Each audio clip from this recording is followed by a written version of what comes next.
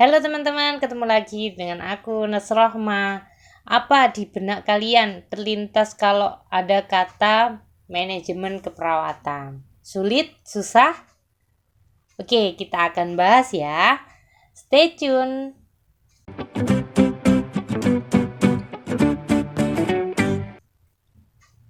Oke teman-teman, kita akan bahas mengenai kiat belajar untuk khusus di manajemen keperawatan. Oke, aku langsung ke soalnya ya. Ada seorang perawat pelaksana di ruang rawat inap sedang mencuci tangan. Mencuci tangannya sebelum melakukan tindakan ke klien. Kepala ruangan memperhatikan perawat tersebut dan melihat cuci tangan yang dilakukan oleh perawat tersebut kurang tepat. Kemudian kepala ruangan melakukan observasi kepada perawat pelaksana lainnya. Ternyata kepala ruangan juga mendapati hal yang sama. Perawat di ruangan tersebut banyak yang kurang tepat melakukan cuci tangan dengan langkah sesuai standar rumah sakit. Pertanyaannya yaitu berdasarkan kasus di atas, apakah tindakan yang harus dilakukan kepala ruangan terkait masalah tersebut? Nah, pilihan alternatif jawabannya, apakah A menegur perawat pelaksana tersebut satu persatu ketika mencuci tangan? Atau B melakukan evaluasi dan resosialisasi kepada perawat tentang cara cuci tangan yang benar? Apakah C menganjurkan semua perawat pelaksana untuk mempelajari kembali cara cuci tangan yang benar? Apakah D membuat pamflet langkah cuci tangan yang benar dan menempelnya setiap sudut? Apakah E menjelaskan kembali tentang pentingnya cuci tangan? Nah, alternatif jawaban ini sangat mengecoh ya teman-teman ya. Semua diarahkan hal yang baik dan semua itu merupakan bentuk strategi dari seorang pemimpin untuk memperbaiki apa yang salah pada suatu lingkungan atau organisasi yang dia pimpin. Oke, kita garis bawahi dulu ya masalahnya di mana. Kita garis bawahi dulu. Untuk masalahnya, ini centangnya udah keluar. Gak apa-apa. Melihat cuci tangan yang dilakukan oleh perawat tersebut kurang tepat. Nah, ini yang bisa kita garis bawahi. Perawat di ruangan tersebut banyak yang kurang tepat melakukan cuci tangan. Kalian sudah tahu ya dari slide aku yang aku tampilin udah jelas ya. Jawabannya adalah yang B karena itu yang aku centang. Coba kita bahas satu-satu. Kalau yang A, menegur perawat pelaksana tersebut satu persatu ketika mencuci tangan. Kalau shift sore, shift malam nggak ada kepala ruangan gimana cara negurnya? Nah, itu kurang efektif. Terus yang B, yang paling benar ya, kita lewati dulu. Oke. Yang C, menganjurkan semua perawat pelaksana untuk mempelajari kembali cuci tangan, cara cuci tangan yang benar. Ini menjaminkah untuk perawat pelaksana semuanya melakukan perintah dari atasan? Tidak bisa dijamin. Kita hanya bisa melakukan penilaian di akhir. Tapi untuk ketepatannya, apakah dia melakukan pembelajaran lagi, itu masih kurang bisa dikontrol. Oke, untuk berarti yang kurang efektif ya. Untuk yang D, membuat pamflet langkah cuci tangan yang benar dan menempelnya di setiap sudut. Nempel pamflet itu maksudnya ya. Nah, kalau di rumah sakit yang sudah standar itu biasanya di wastafel atau di handwrap ya, tepat di sampingnya atau di atasnya atau di sekitarnya situ itu pasti sudah ada leaflet atau pamflet yang sudah tertempel gimana caranya cuci tangan atau 6 langkah cuci tangan tersebut. Jadi kalau ini kesadaran untuk membacanya itu yang masih kurang, dan itu masih kurang efektif berarti kan, karena sudah kalau rumah sakitnya sudah terstandarisasi itu ada itu dan perawatnya masih kurang tepat untuk langkah cuci tangannya, berarti kan kurang efektif untuk alternatif. Nah, yang E menjelaskan kembali tentang pentingnya cuci tangan. Ini menjelaskan kembali juga bisa dijadikan alternatif, tapi untuk menjamin bahwa dia atau perawat tersebut melakukan yang sudah diedukasikan kembali itu masih kurang efektif. Sedangkan yang B itu melakukan evaluasi juga, melakukan penilaian juga, kemudian dan meresosialisasi atau mensosialisasikan kembali kepada perawat tentang cara cuci tangan yang benar. Jadi 2 tahapan sudah dilakukan. Diberikan sosialisasi ulang, iya. Dinilai juga iya. Nah, itu yang paling tepat dari semua alternatif yang diberikan pada pertanyaan ini. Oke, jelas ya teman-teman caranya menganalisa soal seperti ini. Kita lanjut ke soal berikutnya. Soalnya di suatu ruang rawat inap bedah terdapat penambahan hari perawatan pada pasien post-op luka bakar diakibatkan perawatan luka yang tidak optimal karena kurangnya kepatuhan perawat dalam melakukan cuci tangan. Kepala ruangan telah melakukan pelatihan cuci tangan kepada perawat pelaksana dan melakukan supervisi terhadap tindakan tersebut. Sudah melakukan pelatihan cuci tangan kepada perawat pelaksana dan melakukan supervisi terhadap tindakan tersebut. Itu yang perlu kita garis bawahi. Pertanyaannya, apakah tahap perubahan yang sudah dilakukan oleh kepala ruangan? Apakah A. unfreezing? Apakah B. awareness? Apakah C.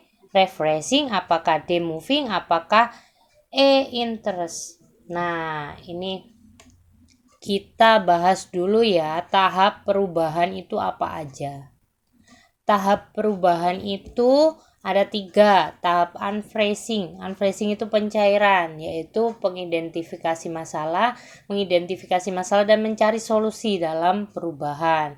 Jadi masih dalam konteks konsep. Nah, untuk yang kedua, tahap kedua adalah moving atau bergerak, di mana tahapan ini mengumpulkan informasi pendukung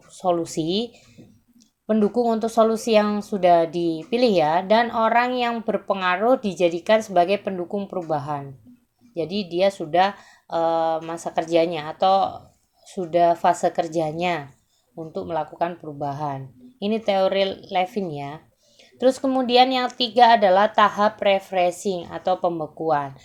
Di sini adalah mengatasi masalah pada sisi atau orang yang masih belum bisa adaptasi dengan perubahan yang ada atau tindak lanjut dari problem yang ada setelah perubahan ditetapkan.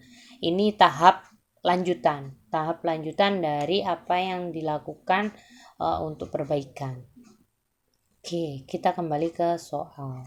Soalnya yang perlu kita garis bawahi adalah perawatan pada pasien post-op luka bakar itu diakibatkan perawatan luka yang tidak optimal karena kurangnya kepatuhan perawat dalam melakukan cuci tangan. Kepatuhan perawat dalam melakukan cuci tangan itu yang kurang tepat. Kemudian kepala ruangan itu melakukan pelatihan cuci tangan dan mensupervisi. Di sini adalah tahap perubahan yang dilakukan oleh kepala ruangan, yang paling tepat adalah moving. Sudah melakukan tindakan, bukan tindak lanjut ya, tapi sudah melakukan tindakan. Jadi mengevaluasi apa sih masalah yang terjadi dan apa solusinya. Solusinya adalah melakukan pelatihan dan supervisi, dan kepala ruangan tersebut melakukan itu berarti sudah bukan hanya konsep tapi sudah atau sudah melakukan atau ada pergerakan.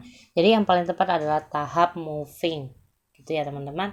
Oke, next kita ke soal yang terakhir.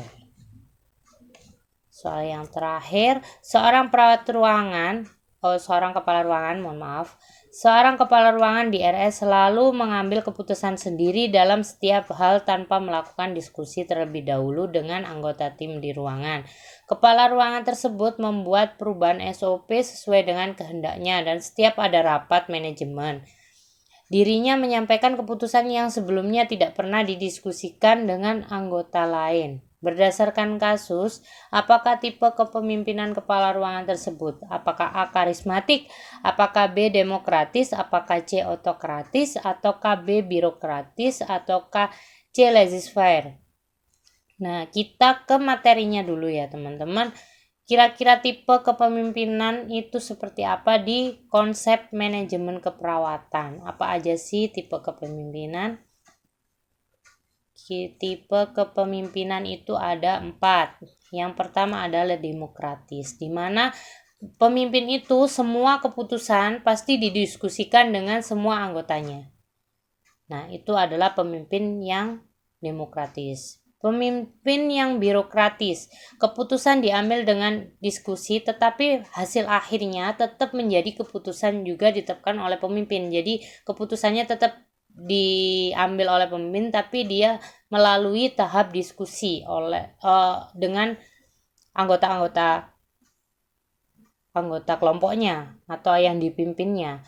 Nah, untuk otokratis ini pemimpin pengambil keputusan secara sepihak, jadi tidak perlu diskusi, tidak ada proses diskusinya. Kemudian laissez-faire di mana kepemimpinan dibiarkan berjalan begitu saja, hanya mengamati saja tanpa ada campur tangan. Jadi dia sebagai observer aja ya, pemimpin yang sebagai observer aja.